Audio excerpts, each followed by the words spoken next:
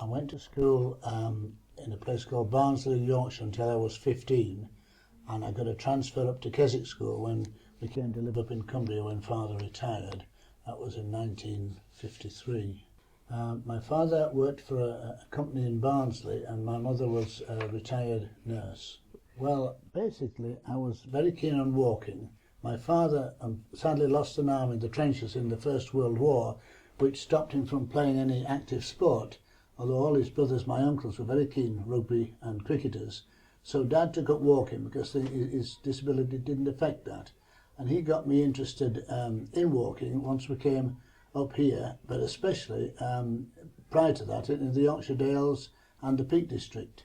Of course, I didn't neglect other sports. I was a keen rugby player until I was 40, but I still really enjoyed the fells. And gradually I got an interest in natural history. I remember we joined the Natural History Society in Barnsley where we lived, and I've been going out on nature walks. I remember being shown tree creeper nests and things like that, and it whetted my appetite. But when I came up here, I got very friendly with a chap who was a couple of years older than me, who was sadly no longer with us, but we were very friendly. We were best man for each other and that sort of thing. And two of his uncles were very keen at naturalists, and he was keen, and he got me more interested and was able to show me things because he'd lived in Braithwaite all his life. So that was basically how I got started, and subsequently joined organisations such as the RSPB and the Cumbria Wildlife Trust, of course. And my wife and I were helpful in starting a small badger watch group, the Eden Valley Badger Watch Group, which doesn't exist now. It fizzled out because we couldn't get any younger people to become interested. Mainly my recollections aren't so much on the very high fells, although obviously I did walk the high fells, but I was a keen ornithologist, and my recollections now revolve to a great extent around that area at the top end of Bassenthwaite Lake, the marshy area around there. And my pal and I, we used to kayak. We built ourselves a kayak, and we used to kayak all over Derwentwater and down the River Derwent to Bassenthwaite and camp on the shores there. And it was quite idyllic, really. And I know from my own recollections that there were birds such as yellow wagtails there then, which have disappeared now. Obviously there were mallard. That was about the only species of duck there were. We didn't see tufted duck and things like that that are about now. But there was a very large black-headed gullery, at least 100 pairs. I strongly suspect that's disappeared. It has disappeared, and I think it's probably because of the pollution of the lake. I understand that Bassenthwaite's been polluted to a certain extent relatively recently. We used to find woodcock in the damp woods in that area. Lots of curlew and green plover in the damp fields. There were some old barns that have all been demolished now, and nearly all of them had a barn owl in. Again, something that you don't see very often now. Cormorants on the end of the lake on the fences drying their wings. They may still be there, I don't know. Things we didn't see, there were no great crested grebes or any geese. The greylags and the Canada geese seem to have appeared since I was down there in those days. No otters. I've seen otters relatively recently there. I mean, I'm going back, I would start going down there in about 1953. Good sized San Martin colony on the River Derwent, not far above where it runs into the lake.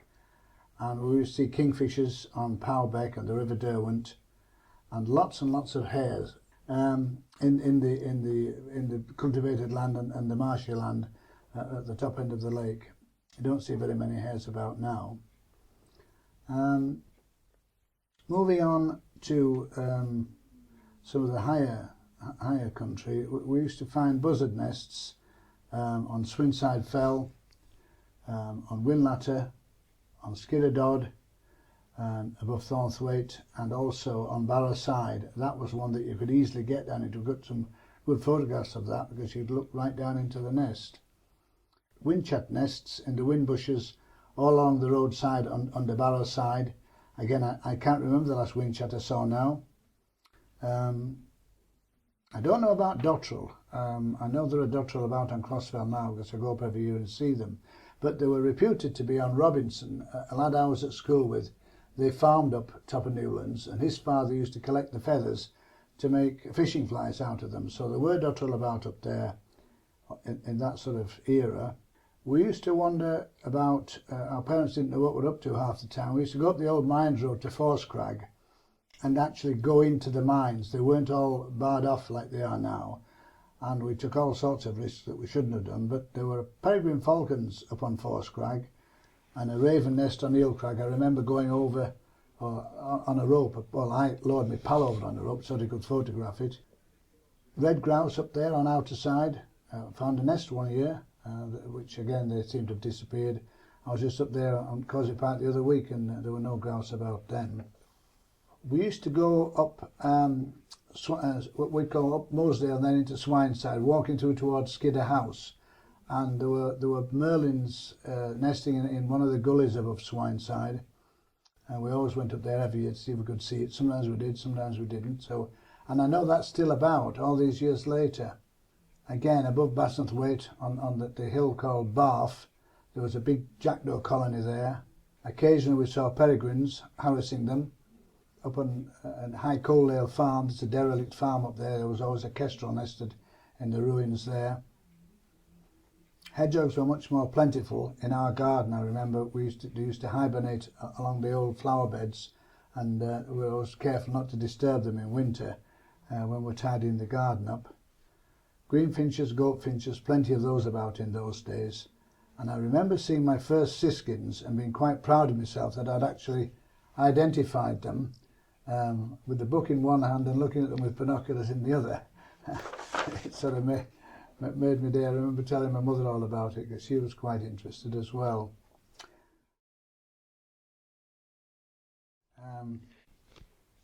One of the birds that has done very well recently are the great crested grebes. There are quite a number of pairs of those at the top end of Bassenthwaite Lake.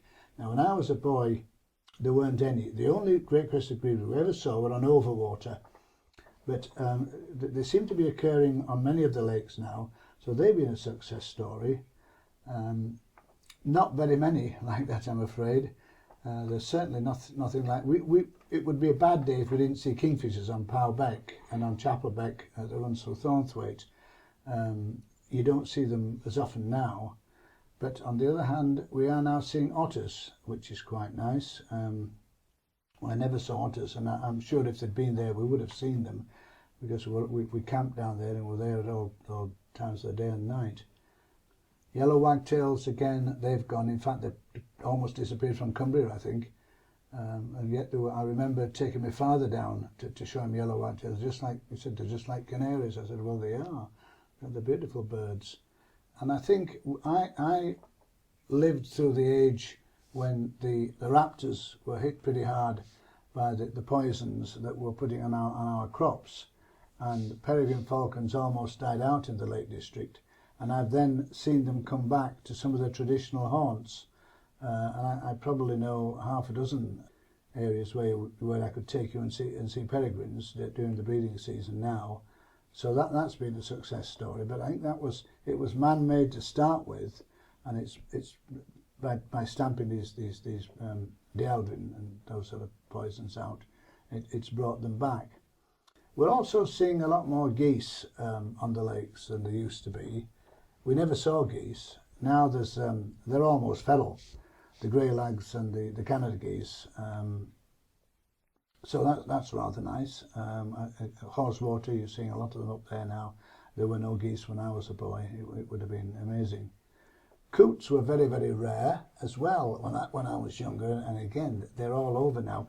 You've got to remember that I was starting as a pretty raw 15-year-old, and I remember seeing my first green woodpecker and thinking it was a parrot, seeing my first kingfisher, finding my first great tit nest, those beautiful cylindrical nests, not even knowing it was a bird nest, poking my finger and finding eggs, half expecting to be stung. So I was feeling my way to a great extent. I remember my first pied flycatcher on Swinside Fell, where we shouldn't have been because we were trespassing. Seeing this lovely little black and white bird going in and out of a hole in a tree and coming back and checking the book and deciding that that's what it must have been. So yeah, I've lived through an exciting time really and thoroughly enjoyed it. And, you know, just going back, you were talking about how perhaps one of the reasons that there were greater numbers was because the raptors were lower in numbers because of the poison. Yes. Was that specifically to poison them, or was that to poison something else and they happened to pick it up? It was the dealdrin that were put. I used to use it myself because we didn't know any better. What you did when you got little carrot plants, you dipped them in and then you put the plant and then the carrot root fly would never touch the carrots. But what we didn't realise that it was a cumulative poison, and pigeons, for example, were eating plants that had been dipped in dealdrin. They were perhaps only observing perhaps 1/20th of the fatal dose, but because it was cumulative, a peregrine falcon only had to catch 20 pigeons and it had it, and it was causing them to lay thin-shelled eggs, which broke when they were being incubated, and eggs that never hatched, addled eggs, that sort of thing. And effectively, countrywide, it almost wiped out many of the raptors, especially peregrine falcons, that were feeding on pigeons, because pigeons were eating a lot of greenery and so on. And eventually, I'm not sure when, probably in the 1970s, dealdrin was completely banned. And is that the main thing you think that's led to the decline in some birds? No, I don't think so. I think the main problem that we've had is the old cherry, that the changing farming practices. Mm-hmm. I'm sure that's been, and everyone pretty well will tell you the same thing. Farmers are now much more efficient. They don't leave stubble fields. They use winter wheat. They have sealed containers so there isn't the grain spilt in the farmyards, and that's affected tremendously seed-eating birds. House sparrows, tree sparrows, all the finches, all the buntings. Again, I haven't mentioned this, but I remember once finding a corn bunting nest. Now, corn buntings are extinct as a breeding species in Cumbria, and I remember finding one around the back of a quarry near where we lived. So, but that's a nationwide thing that I can talk about, but everyone really knows this. Quite sad, really, but it is changing farming practices. A lot of hedges are being grubbed up. Well, I mean, the hedges are like the M6 to wildlife, you know, that's what they move along. Small mammals, birds, not only do they feed on the berries, but they use them as nest sites and cover. Grey partridges, they into the nest, get into the hedge bottoms and so on. A lot of hedges are being grubbed up. Now, I think the RSPB has done a splendid job in that they've introduced a lot of farmers to these new systems of getting payment by using environmentally friendly schemes, leaving bigger margins at the edge of the fields, replanting hedges, remaking old village ponds that tended to disappeared at a tremendous rate. Things are slowly getting back to normal, but it's going to be a long time, if ever. You can't bring birds back that have disappeared from our area. It would be a very slow process for them to recolonise. I mean, a typical example is the eagle, the one pair of eagles that we've got in the Lake District. There were rumours of a second pair down at Ennerdale. I'm never sure if that was whether there were a pair there, but the pair up at Haweswater, they came because the eagle population over the border in New Galloway were on the increase, and there were no spare territories. So they came across and found a territory in the Lake District, but gradually one of the birds died, but another one, it found another mate, then another one died. It was a bit like Grandpa's hammer, you know, it was the same head and the same hammer, but it was a different hasp and a different end to it. And now, for about the last 5 years, the male is still there. The female disappeared, the male stayed there, held the territory, but never found another mate, and I don't know whether he ever will, because as I understand it now, the population in Dumfries and Galloway is declining, so there'll be territories there to be taken up by any young that's successfully hatched there. There are so many different factors that cause declines. I don't know to what extent shooting grouse has been significant in the Lake District. I don't think there's very much shooting at all now. You see signs of old shooting butts on High Street. And there are a few red grouse up there still, a few around the back of Skidder.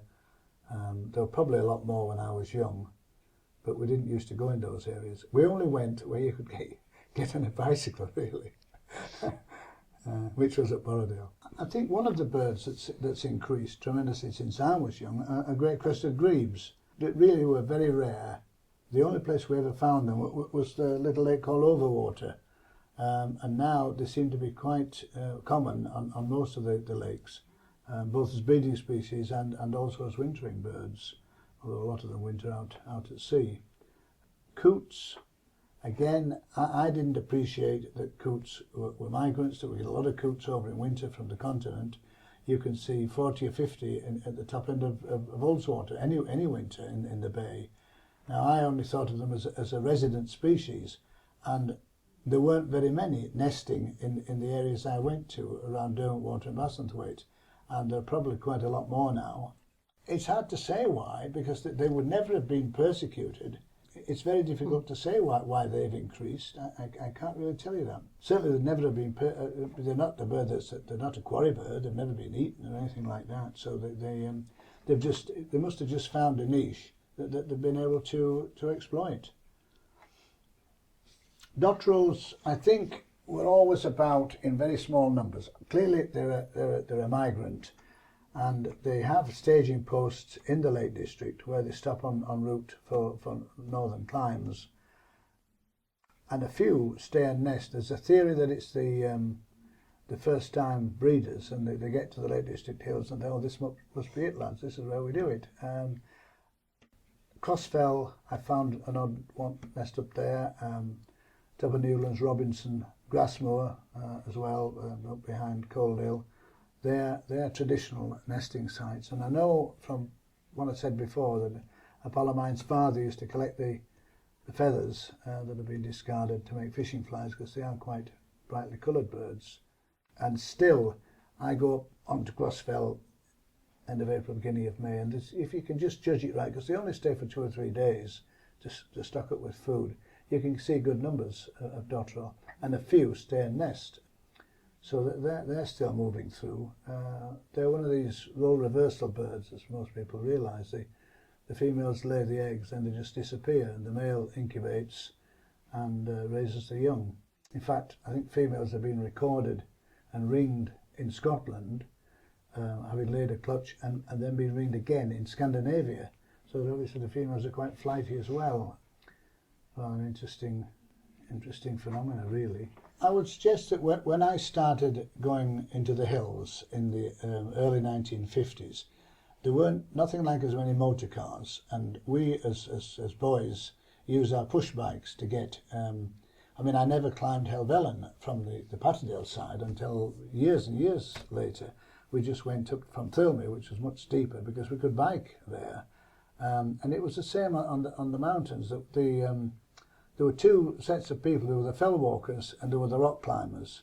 And now there are vast more people go on the fells. The footpaths, when I was young, although they were marked on maps, weren't always quite obvious on the ground. Now they're sometimes 10, 12, 20 feet wide.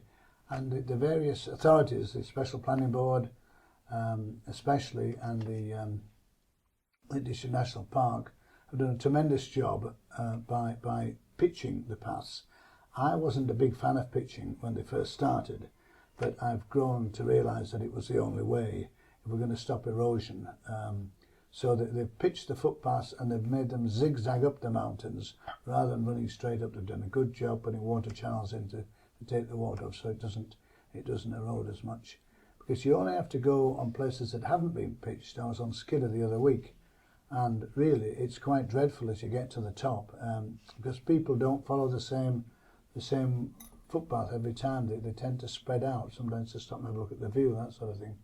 So the number of feet on the fells now, I wouldn't like to say how many more, but vastly more people are taking to the hills now than ever were.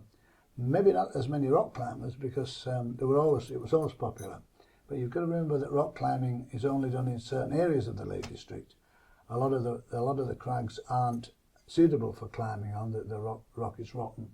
The central fells, Gable, Scorfell Crag, Pillar, of course, Pillar Rock. We used to scramble about on Shepherd's Crag, which is Borrowdale again, Borrowdale Volcanic, and that was grand. We used to go down to the caves on Glaramara. I can't remember the name of the actual caves now, but they're on the side of Glaramara. They're the only natural caves in the Lake District. And you had to almost do a little rock climb scramble to get in and out of those. That was quite good fun. half the time our parents didn't know what we're up to, especially in the mines, and taking risks as boys do. We used to swim across Derwent water from the bathing landings to the island called Lone Tree Island. We always went in a gang of us to make sure if anybody got cramp, we could somehow the others could get him out. I don't know whether it would have happened or not, but it was all just what boys do, really. Good fun.